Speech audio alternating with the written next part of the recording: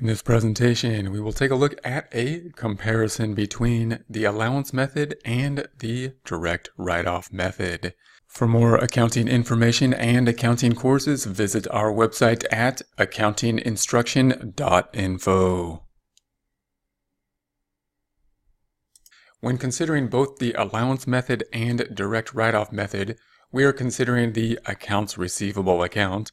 Remember that the accounts receivable account represents money that is owed to the company, typically from sales made in the past on account, haven't yet received the funds for sales made in the past, and therefore the company is owed money. We see this amount on the trial balance, in this case $1,191,000. We then want to know information about that, including who owes us that money. We can't find that typically in the GL, as we have a GL for every account. The GL only giving us the information by date. Typically, we want to see that information also broken out in the subsidiary ledger, saying who owes us this money. A problem that we have is that the accounts receivable represents funds we have not yet received and may not receive. If there is some problem with some customers, we might not get the funds. The question then is, should we be writing off this amount at the point in time that we believe we're not going to be able to receive it? Should we be estimating how much we think is not going to be collectible, or waiting until the end of the time period until we determine that something will be uncollectible?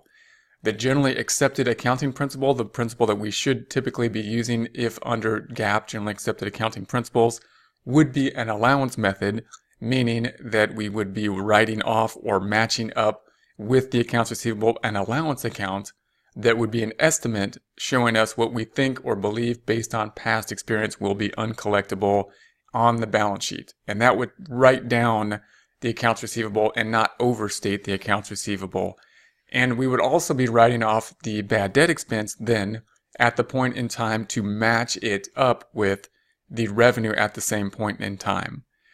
The other method is going to be the direct write-off method, which typically is not a generally accepted accounting principles method unless the amount of the uncollectible receivables is substantially small and therefore not material to decision making.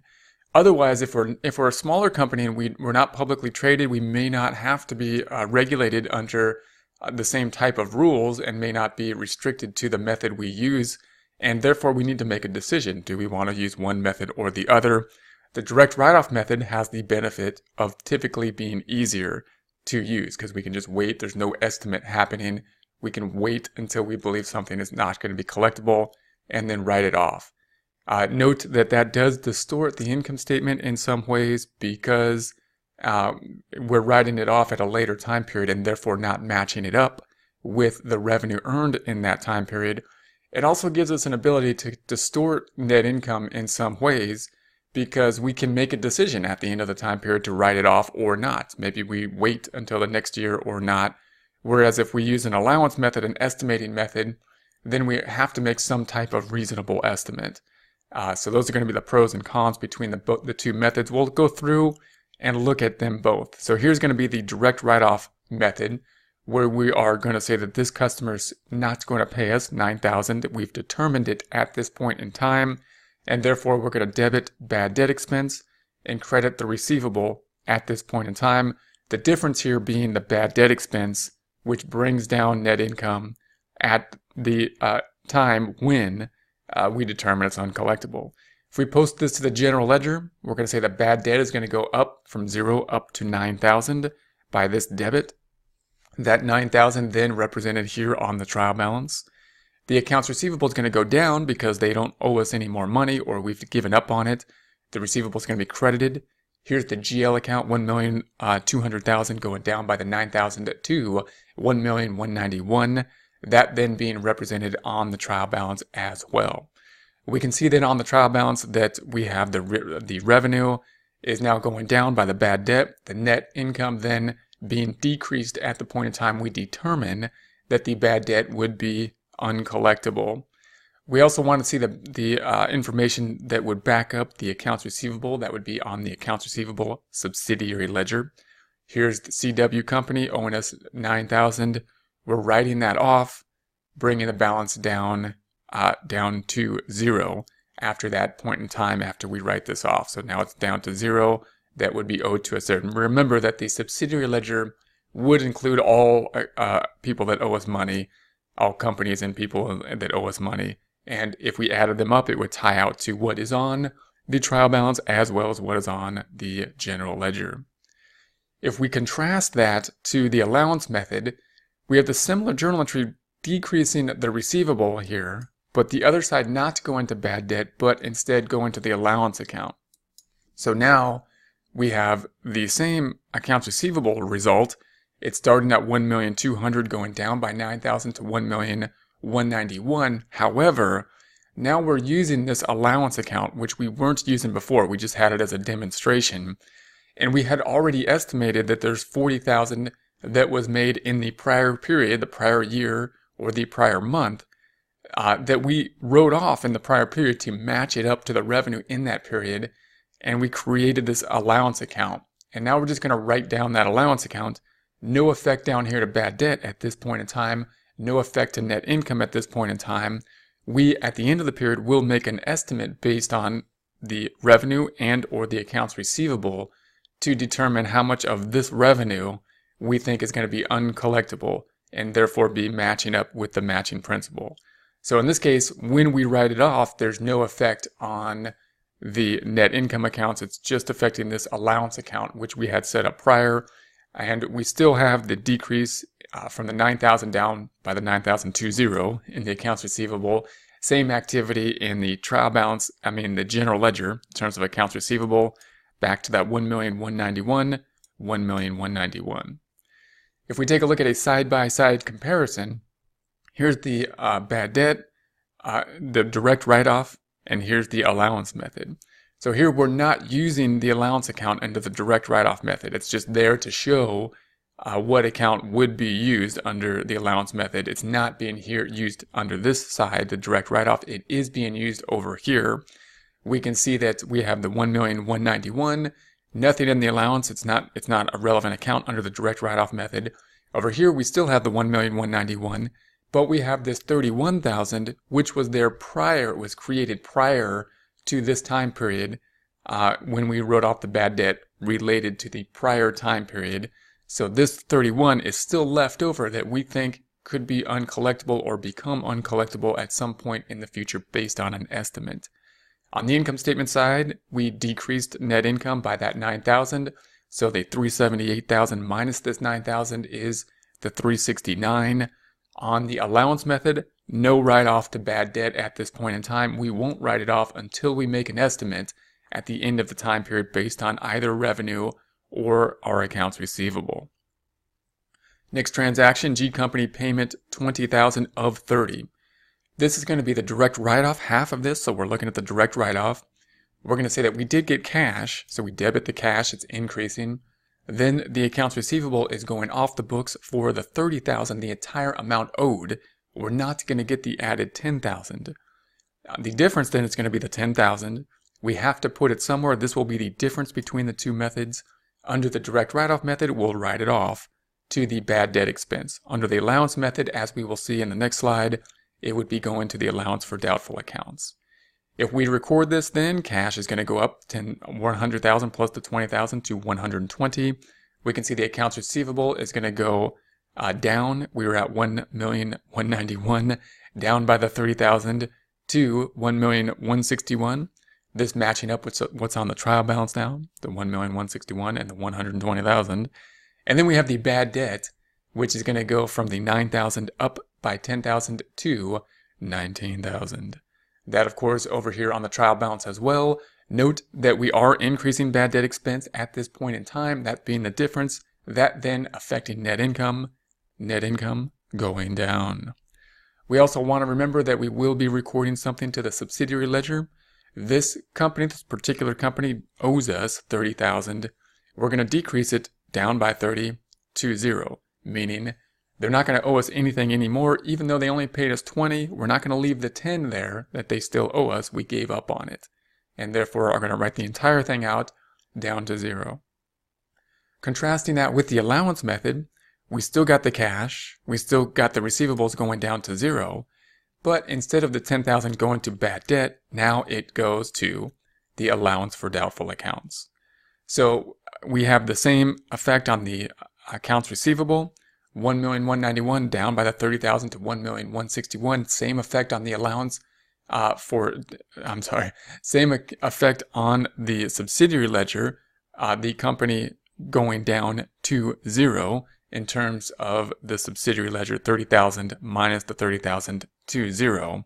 The difference being that there's no impact on the income statement, bad debt not being affected, no effect on net income. What is happening is we have this allowance account, which was at 31 prior to this, now going down by that 30,000 to the 21. Remember that this 31 was there prior to this time period. It was there created from the prior time period based on an estimate, and we created the bad debt expense based on either the revenue or the accounts receivable, and then we closed it out. Of course, that's why there's nothing in bad debt expense, because it got closed out at the end of the year or the end of the month, and therefore is at 0, and we're writing off the uncollectible receivables here that has already hit the income statement in our estimate. We estimated it prior to this, wrote it off in the prior time period. It then rolled into the capital account in the closing process, and therefore is not on the income statement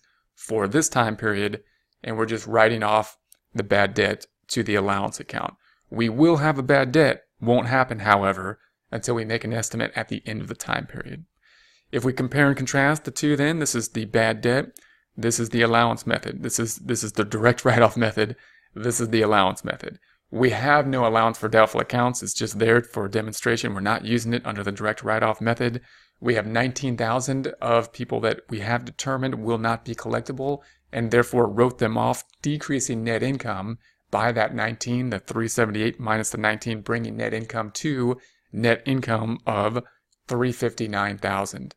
We have the same receivable over here, but then we have the allowance account. It's now going down to 21,000 because that's where we wrote off the people that we have determined that would be uncollectible. No effect on bad debt expense, no effect on the income statement from writing off these accounts thus far. Next one, we're going to say receive payment from CW after writing it off. So this is that unusual one. It doesn't happen all that often in real life. We're going to first take a look at the direct write-off method. This is a really good example problem though, because it allows us to see the difference between the two methods and what would happen if we had to reverse a write-off. And so it makes us think kind of backwards, which is great for testing and our knowledge on this type of stuff. So we wrote CW off. We said, hey, they're not going to pay us the $9,000. And then they came in even without our collection actions. We gave up collecting the money. They came in and paid us, and that's great. So you would think that we would debit cash and credit some other account. We couldn't credit accounts receivable because we already wrote it off. We wrote it off, in this case, under the direct write-off method to bad debt. So you would think we can just debit cash and credit bad debt. But if we did so, we wouldn't have it run through the receivable account. And if we looked at the receivable subsidiary ledger, it looks like this $9,000 is due to them not paying us, and we want to show that they did pay us. And therefore, under either method, we do need to reverse what we did prior to give us a paper trail that this client is good. So therefore, we're going to reverse what we did last time. Under the direct write-off method, we credited accounts receivable and we debited bad debt. We're going to reverse that. Going to put them back on the books, increasing the accounts receivable by the $9,000. Decreasing bad debt. Unusual account here. Bad debt and expense typically only going up with debits. This is an exception to the rule. We are reversing it under the direct write-off method. This being the difference between the allowance and direct write-off. Under the allowance method, this would be the allowance for doubtful accounts account. Once we do that, then we can just do our normal transaction that would happen if a company came in and paid us on account. Debiting the checking account, increasing the checking account, crediting accounts receivable, decreasing accounts receivable. Note between these two journal entries, here's accounts receivable, debit, credit, doing the same thing. If we eliminate those two, we're left with a debit to the checking account, credit to bad debt. So we could shorten this from just a technical standpoint to just this with one journal entry. But that doesn't give us a good paper trail, therefore we don't do that. So if we post this, then we're going to say accounts receivable is going to go back up by the 9,000 to this, and then we're going to say that the bad debt is going to go down. Here's the 9,000 here. We're now eliminating it, and that brings us to the 10,000 down from 19. And then we have the cash account, which is going to go from 120 up by the 9,000 to 129,000. And then we're going to have the second component, which is going to be this item here, the accounts receivable going down, bringing the 1,170,000 down by 9,000 to 1,161,000. That's where we're at now on the accounts receivable on the trial balance. And then we got the subsidiary account, and that's went from 0. It's going to go up by 9,000 to 9,000, and then we're taking it back down again, down by 9,000 to 0. So the accounts receivable subsidiary account went from 9,000 credit back to 0. Then we debited it by this 9,000 here, bringing it back up to 9,000, and then we credited it by 9,000. This looks really repetitive because this is where we started, and then it went up, and then it went back down. But this gives us a paper trail. This item, if we were to drill down on it, would show that we got paid here. Whereas this item, if we drill down on it, would show that we gave up on the customer. So that's the important difference between reversing this rather than just recording a debit to cash, credit to bad debt expense. If we look at the allowance method, same type of activity. We're going to reverse what we did, and then we're going to record the normal transaction. The only difference here being this item. When we first recorded the write-off, we debited the allowance for doubtful accounts and credited the receivable. Now we're just reversing that. So we debit accounts receivable just as we did under the direct write-off, but instead of crediting the bad debt, now crediting the allowance, just reversing it. Then we're back in good standing, and we can do the same thing that we did in the direct write-off method, or the same thing we would always do when we receive cash on account, debiting cash and increasing cash and decreasing with a credit accounts receivable. So note here, no effect on the net income. The allowance account then is going to go back up from 21 up by the 9 to the 30,000, and that's because, of course, this individual did pay us, so we're not taking that down. The accounts receivable account on the general ledger went back up and then went back down, so we can see it just went up, down. Same thing, we put it back in and took it back out. If we look at the CW account here, this is where we started. Same thing, his subsidiary ledger account for this customer goes back up by 9 and back down. Everything is the same except for this allowance account being the reversing account we're using, not affecting the bad debt expense. And the way to think of this is just to think about what did we do before and reverse it. If we look at the comparison, here's the direct write-off, here's the allowance method. Direct write-off, I'm showing the allowance account here, but it's not used. It's not being used here. It's just, that's why it's red. It's just a placeholder. And what we did was change the bad debt expense to write off or reverse what happened, and then record our normal increase in the checking account and receivables. Under the allowance method, we have the same thing except no effect on bad debt. The adjustment that happened here in the allowance method, increasing that allowance back up. We will have the bad debt at the end of the time period when we make an adjustment under the allowance method. These will be the major differences when recording the normal transactions for an individual or customer that is determined to be uncollectible, and when they pay us after we wrote them off.